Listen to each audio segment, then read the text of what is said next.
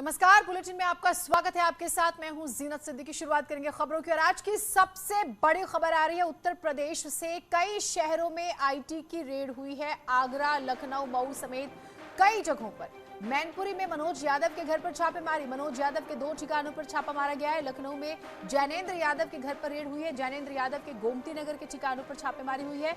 मऊ में राजीव राय के घर पर छापेमारी हुई है। 12 से ज्यादा लोगों के घर और दफ्तरों पर छापेमारी चल रही है। समाजवादी पार्टी से जुड़े लोगों के ठिकानों पर छापेमारी की जा रही है। इस वक्त की सबसे बड़ी खबर। तो समाजवादी पार्टी से जुड़े लोगों के ठिकानों पर छापेमारी। नाम एक बार फिर से आपको बता देते हैं जो इस वक्त चर्चा में है, जिनके घरों पर छापेमारी हो रही है। आगरा, लखनऊ, मऊ समेत कई जगहों पर। मनोज यादव, लखनऊ में जैनेंद्र यादव के घर पर रेड हो रही है। गोमती नगर ठिकानों पर भी और उसके अलावा मऊ में राजीव राय के घर पर भी छापेमारी चल रही है। तो 3 तस्वीरें हम आपको टेलीविजन स्क्रीन पर दिखा रहे हैं। यूपी के कई शहरों में आईटी की रेड लगातार जारी है। 12 से ज्यादा लोगों के अलग अलग ठिकानों पर, घरों पर, दफ्तरों पर जो विभाग की टीम है उन्होंने पूरे घरों को अपने कब्जे में ले लिया है। लैपटॉप्स की बात करें और जो डिवाइसेस का जिक्र करें, बाकायदा अंदर जो है छापेमारी चल रही है, पूछताछ भी चल रही है। जो काम कर रहे हैं इनकम टैक्स के लोग हैं जो काम कर रहे हैं इनको करने दें। मैं अपने कार्यकर्ताओं से अपील करता हूँ, जितने भी मेरे कार्यकर्ता हैं सुन लो, मैं अपने कार्यकर्ताओं से अपील करता हूँ कि इनको मौका न दें कि लॉ एंड ऑर्डर का मामला बनाकर आपके ऊपर FIR करें, आपके ऊपर केस करें, फिर हम लोग उलझ जाएं। मेरे पास कुछ भी छुपाने के लिए नहीं है। मेरा क्लीन इमेज है, मुझे किसी बात का डर नहीं है। तो आपने सुना, अब रिएक्शंस भी सामने आ गए हैं कार्यकर्ताओं से। समाजवादी पार्टी के नेता जो है वो कह रहे हैं कि आप जो है संयम बना के रखें, लॉ एंड ऑर्डर मेंटेन करें। लखनऊ से ऋषभ मणि त्रिपाठी हमारे साथ जुड़े हुए हैं। ऋषभ, क्या अपडेट्स आ रही हैं? हम 3 से 4 नाम जो सामने आए वो बता रहे, माना जा रहा है कि 12 से ज्यादा लोगों के ठिकानों पर छापेमारी चल रही है। और कुछ नाम जो सामने आए हों? देखिए, अभी तक जो मैं इस वक्त खड़ा हुआ विशाल खंड में 2 आवास है, जैनेंद्र यादव और नीटू यादव के। मैं एक आवास के बाहर जो 2/188 है, मैं वहां पर हूं इस वक्त। इस आवास पर छापेमारी चल रही है इनकम टैक्स की। जो हमें जानकारी मिली उसके मुताबिक 6 बजे सुबह इनकम टैक्स की टीम यहां पर आ गई थी और वो इस वक्त भी तमाम डॉक्यूमेंट्स चेक कर रही है। उनके बैंक खातों की डिटेल, उनके बिजनेस से जुड़े हुए तमाम रजिस्टर्स इनकम टैक्स ने अपने कब्जे में ले लिए हैं। जो डिजिटल डॉक्यूमेंट्स होते हैं, laptop, desktop, mobile phone, hard disk, तमाम ये सारे डॉक्यूमेंट्स अपने कब्जे में ले लिए इनकम टैक्स ने। और अभी अभी हमने भी देखा कुछ देर पहले ही नीटू यादव के अकाउंटेंट और एक चार्टेड अकाउंटेंट भी दाखिल हुए हैं। वो भी कुछ कागजात और फाइल लेके आए हुए थे।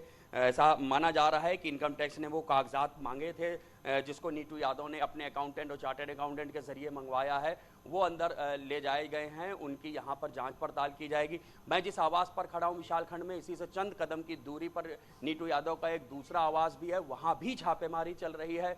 इसके अलावा मैनपुरी में मनोज यादव RCL ग्रुप के मालिक हैं, उनके आवास पर छापेमारी चल रही है। उनका आगरा में भी आवास बताया जा रहा है, वहाँ भी छापेमारी चल रही है। लखनऊ में एक भसीन का नाम भी सामने आया है, बता रहे महानगर में उनके आवास पर भी इनकम टैक्स की छापेमारी चल रही है। तो इन सब जो छापेमारी चल रही है इसमें सबसे अहम बात यह है कि ये सभी लोग कहीं ना कहीं समाजवादी पार्टी से जुड़े हुए हैं, जिनके आवास पर ये छापेमारी चल रही है। बिल्कुल, तो ये माना जा रहा है कि समाजवादी पार्टी से जो है ये जुड़े हुए हैं, जिनके आवास पर छापेमारी चल रही है। अब ऋषभ, कुल मिलाकर ये कोई जानकारी है कब तक चलेगी या फिर अभी हमें थोड़ा इंतजार करना होगा? क्या ऑफिसर्स ने कुछ बोला है किसी भी जगह पर? देखिए, हमें जो सोर्सेज से जानकारी मिल रही है उसके मुताबिक एक महानगर में आवास है नीटू यादव का, बड़ा कीमती बंगला बताया जा रहा है, वहाँ भी छापेमारी चल रही है। और यहाँ पर उन्होंने तमाम डॉक्यूमेंट्स जो पिछले कई साल के रिटर्न्स हैं इनकी फर्म्स के, वो तलब कर लिए गए हैं। उन रिटर्न की जानकारी ली जा रही है। कुछ बेनामी संपत्तियों से जुड़ी हुई पूछताछ की जा रही है। इनकम टैक्स पहले से भी कुछ जानकारी, कुछ कागजात लेकर यहाँ पहुंची हुई है, उनको वेरीफाई किया जा रहा है, उनको क्रॉस चेक किया जा रहा है। पूछताछ के दौरान उसकी तस्दीक की जा रही है। इसके बाद तमाम बातें तय होंगी कि यहाँ से क्या क्या बरामदगी हुई है, क्या जो है इनकम टैक्स के जो कानून हैं वो उससे कौन से अलग चीज़ें हैं।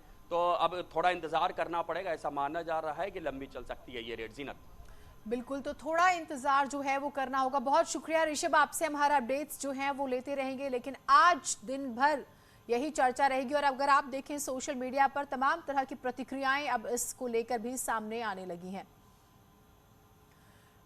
प्रधानमंत्री मोदी आज शाहजहांपुर के दौरे पर रहेंगे। शाहजहांपुर में वो गंगा एक्सप्रेसवे का शिलान्यास करने वाले हैं। पीएम मोदी का विशेष विमान बरेली में उतरेगा। इसके बाद वो हेलीकॉप्टर से शाहजहांपुर आएंगे और दोपहर 1 बजे गंगा एक्सप्रेसवे का शिलान्यास करेंगे। हवाई पट्टी की सौगात देंगे। इस मौके पर सीएम योगी और राज्यपाल भी रहेंगे। इसके अलावा deputy CM Keshav Prasad Maurya, cabinet मंत्री सतीश महाना, जितिन प्रसाद, सुरेश खन्ना भी मौजूद रहेंगे। गंगा एक्सप्रेसवे के शिलान्यास के बाद पीएम मोदी रोजा के रेलवे ग्राउंड पर जनसभा को संबोधित करेंगे। उसमें बदायूं, हरदोई, लखीमपुर खीरी और सीतापुर से करीब 2 लाख लोगों के जुटने की संभावना है।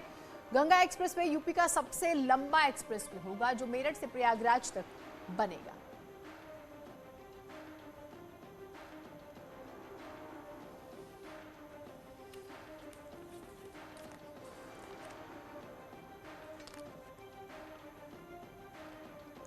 तो गंगा एक्सप्रेसवे का हम जिक्र कर रहे हैं। मेरठ, हापुड़, बुलंदशहर, अमरोहा, संभल, बदायूं, शाहजहांपुर, हरदोई, उन्नाव, रायबरेली, प्रतापगढ़ और फिर प्रयागराज से गुजरेगा।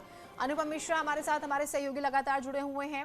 अनुपम, काउंटडाउन शुरू हो गया है। प्रधानमंत्री के कार्यक्रम को लेकर क्या जानकारियां आ रही हैं, किस तरह की वहां पर तैयारियां हैं? देखिए, बिल्कुल तैयारियां हो चुकी है। यहाँ पर बस प्रधानमंत्री नरेंद्र मोदी का यहाँ पर सबको इंतजार है। भारतीय जनता पार्टी के कार्यकर्ता अलग अलग जगहों से, आपको बताएं कि 8 से 10 जिलों से यहाँ पर जो लोग हैं वो यहाँ पर आए हुए हैं। पूरी तरह से जो रेलवे का ग्राउंड है वो पूरी तरह से खचाखच भरा हुआ है। बड़ी संख्या में महिलाएं आई हैं। साथ ही साथ महोबा और बुंदेलखंड के अलग अलग इलाकों से, अयोध्या से राई नृत्य करने के लिए कलाकार आए हुए हैं जो कि यहाँ पर अपनी प्रस्तुतियां दे रहे हैं। हमारे साथ भारतीय जनता पार्टी के कई नेता यहाँ पर मौजूद हैं। कितना उत्साह देख रहे हैं आप? प्रधानमंत्री आ रहे हैं शाहजहांपुर में। देखिए, जनपद शाहजहांपुर का सौभाग्य है और यहाँ से गंगा एक्सप्रेस वे निकल रहा है। यहाँ के लोगों को बहुत बड़ा लाभ होने वाला है। पूरे जनपद में एक दिवाली जैसा उत्सव है।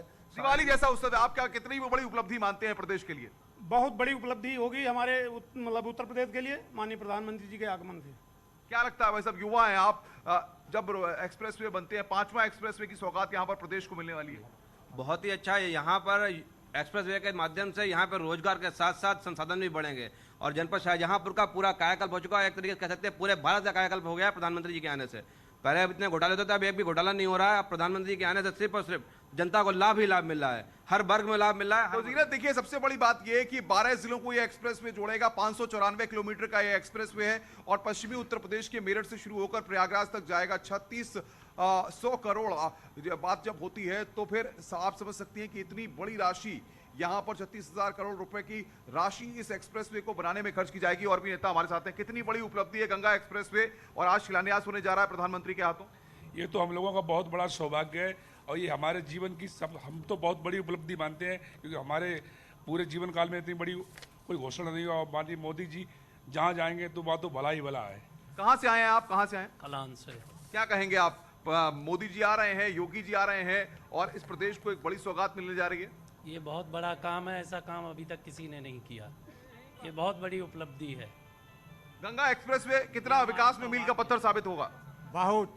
आज़ादी से लेकर आज तक इतना किसी ने विकास किया ही नहीं। त्रेता में हुआ था, भगवान राम ने, मर्यादा पुरुषोत्तम माननीय नरेंद्र मोदी जी और हमारे लक्ष्मण जी आज भी यहाँ पधार रहे हैं जनपद शाहजहांपुर में। उनके लिए अगर जरूरत पड़ी, उनके कार्यक्रमों के लिए, जनता के लिए जो वो कर रहे हैं, लहू की अपनी एक एक बूंद बहाने के लिए मैं तैयार हूँ। देख सकती हैं आपकी ये भारतीय जनता पार्टी के कार्यकर्ता हैं। लगातार लोगों का यहाँ पर जनसभा स्थल पर पहुंचने का सिलसिला जारी है। लोग यहाँ से देखिए जनसभा स्थल की तरफ जा रहे हैं और ये बाकायदा अलग अलग गेट बनाए गए हैं। ये वीवीआईपी गेट था जो अभी हम पीछे दिखा रहे थे और यहाँ से देखिए आप भारतीय जनता पार्टी के नेता जो है बड़ी संख्या में, जो रेलवे का ग्राउंड है जहां पर की प्रधानमंत्री यहां तमाम लोगों को संबोधित करेंगे। यहां पर भारतीय जनता पार्टी के नेता ये पहुंचे हुए हैं। लोगों की भीड़ देख सकते हैं आप, जहां पर भी दूर दूर नजर जा रही है। आपके पास आएंगे समाजवादी पार्टी के राष्ट्रीय अध्यक्ष अखिलेश यादव प्रेस कॉन्फ्रेंस कर रहे हैं, सुनाते हैं।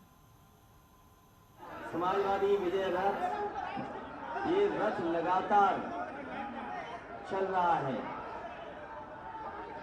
समाजवादी पार्टी और मेरी कोशिश होगी कि समाजवादी विजय रथ के माध्यम से मैं अपने प्रेस खिलों का धन्यवाद देता हूं। समाजवादी विजय रथ ये रथ लगातार चल रहा है।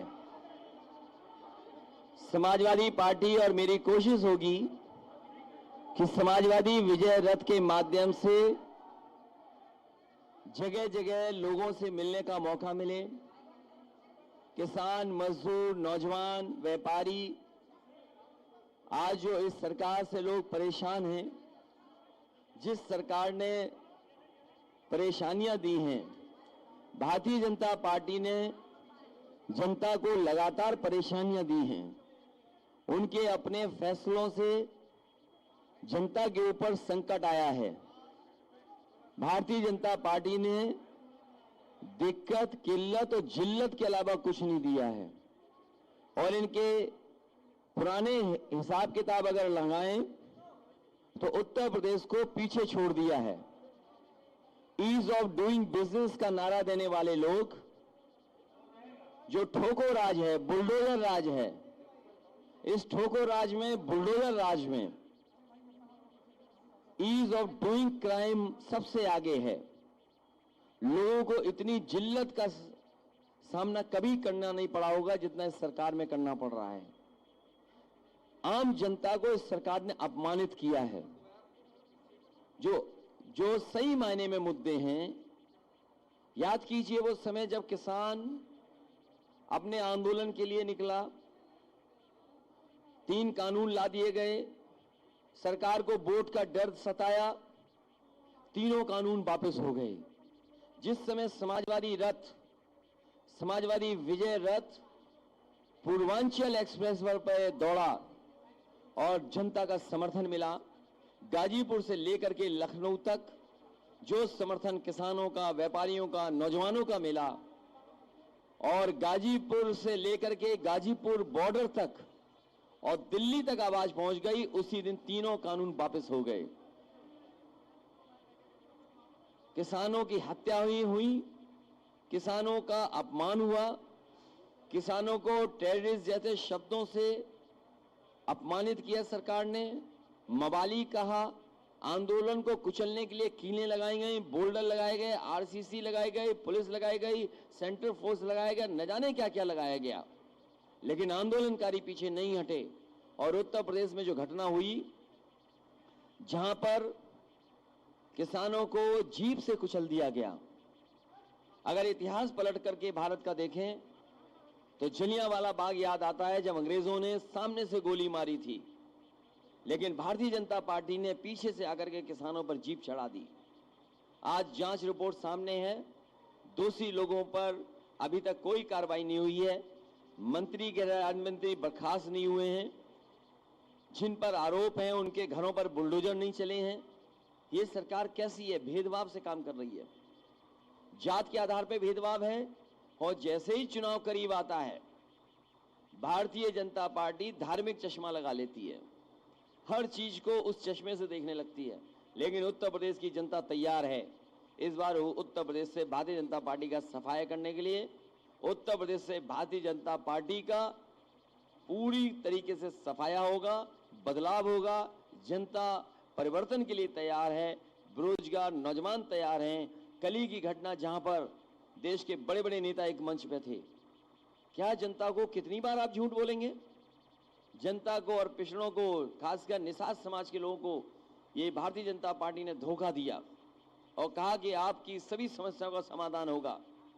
लेकिन जब उनको बुला करके सम्मान देना था तो सम्मान नहीं दिया गया, उनके साथ भी भेदभाव हुआ, उनका हक छीनने का काम हुआ और जो हक मिलना चाहिए था वो हक नहीं मिला।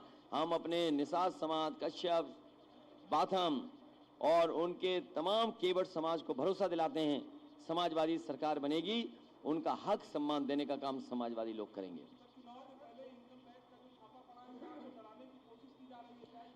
मैंने आपसे पहले भी कहा और अगर हर बार मैंने ये कहा कि उत्तर प्रदेश में जैसे जैसे भारतीय जनता पार्टी की हार और भारतीय जनता पार्टी को हार सताएगी, दिल्ली से बड़े बड़े नेता आएंगे। कोई नेता भारतीय जनता पार्टी का बड़ा बचेगा नहीं जो उत्तर प्रदेश में ना आए। और अभी तक इन्हीं का इंतजार था कि इनकम टैक्स कब आएगा डिपार्टमेंट। अभी तो इनकम टैक्स आया है, ईडी आएगा, सीबीआई आएगी, न जाने कौन कौन सी संस्थाएं आएंगी, अफवाहें फैलाई जाएंगी, साजिश की जाएंगे, षड्यंत्र की जाएंगे, लेकिन उसके बावजूद भी साइकिल की रफ्तार कम नहीं होगी, रथ की रफ्तार कम नहीं होगी और उत्तर प्रदेश से भारतीय जनता पार्टी का सफाया होना निश्चित है। वो जान गए हैं कि उत्तर प्रदेश से भारतीय जनता पार्टी खत्म और इसीलिए उन्होंने इनकम टैक्स को भेजा है। और राजीव राय हमारी पार्टी के प्रवक्ता हैं, वो दिन रात समाजवादी पार्टी को मजबूत बनाने के लिए जहां जैसे काम कर सकते हैं कर रहे हैं। आज उनको भी छापा मार दिया। आखिरकार चुनाव से पहले ही क्यों, चुनाव से 1 महीना पहले क्यों नहीं? अगर कोई जानकारी थी उनके पास, जब कभी उन्होंने अपना सबमिट किया होगा, बैलेंस शीट या इनकम टैक्स दिया होगा, तब भी छापा मार सकते थे, तब भी नोटिस दे सकते थे, तब भी पूछताछ कर सकते थे। लेकिन जैसे ही चुनाव करीब आया है, ये डिपार्टमेंट भी अब चुनाव लड़ने उत्तर प्रदेश में आ गया है। और आप लोग भी सच दिखाते हो तो आप जानते हो सच दिखाने पर क्या होता है। जब आप लोग सच दिखाते हो, हम कई पत्रकार साथियों को जानते हैं, एक पत्रकार साथी ने केवल दाल में पानी दिखा दिया, उसे जेल जाना पड़ा। एक पत्रकार साथी ने सही खबर चला दी, उसमें मुकदमे लग गए। तो कोई भी इस सरकार में सुरक्षित नहीं है। जो सरकार से टकराएगा, सरकार उसके खिलाफ कार्रवाई करेगी। क्या हम लोगों ने आदरणीय आजम खान साहब को नहीं देखा? उन पे कितने मुकदमे लगे? या किसान आंदोलन में बताइए कोई घर से निकल पाया? किसानों पे मुकदमे नहीं लगे? क्या नहीं लगे मुकदमे किसानों पर? हम लोग अगर किसानों के आंदोलन में शामिल होने जाते थे, पुलिस, सेंट्रल फोर्स सब लगा देते थे। तो ये कोई नया तरीका नहीं है, ये पुराना भारतीय जनता पार्टी कांग्रेस के ही रास्ते पे चल रही है।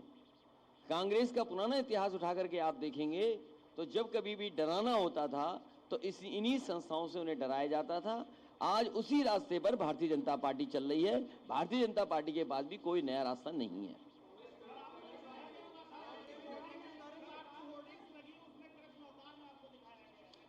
ये तो अच्छी बात है, ये तो अच्छी, मैं उस कार्यकर्ता को बधाई देता हूं। कम से कम इनको जगाइए कि आज जरूरत है ऐसी चीजों की। भारतीय जनता पार्टी को जगाइए। ये जगाने के लिए पोस्टर उस कार्यकर्ता ने लगाए होंगे, लेकिन मैं उससे कहूंगा कि हम अवतार नहीं हैं, हम अवतार नहीं हैं। वो कृष्ण के अवतार, कृष्ण हैं खुद अवतार भगवान विष्णु के, लेकिन हम लोग अवतार नहीं है। वो हमारा कार्यकर्ता उतना ही समझदार है जितना भारतीय जनता पार्टी का एक नेता समझदार है, जिसने ये कहा था आजमगढ़ में कि रावण की जब मृत्यु हो गई तो उनसे विचार लेने कौन गया था? बताइए क्या कहा था बीजेपी के एक नेता ने? लक्ष्मण गए थे, भगवान राम ने लक्ष्मण को भेजा था, लेकिन बीजेपी के एक नेता ने कहा कि भरत गए थे।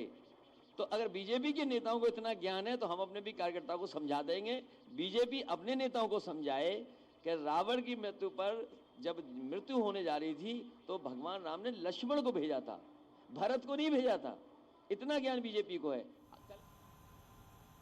तो जिस तरह से आज रेड हो रही है, अखिलेश यादव बहुत सारे सवालों के साथ मीडिया के सामने आए हैं। एक छोटा सा ब्रेक ले रहे हैं, कहीं मत जाइएगा।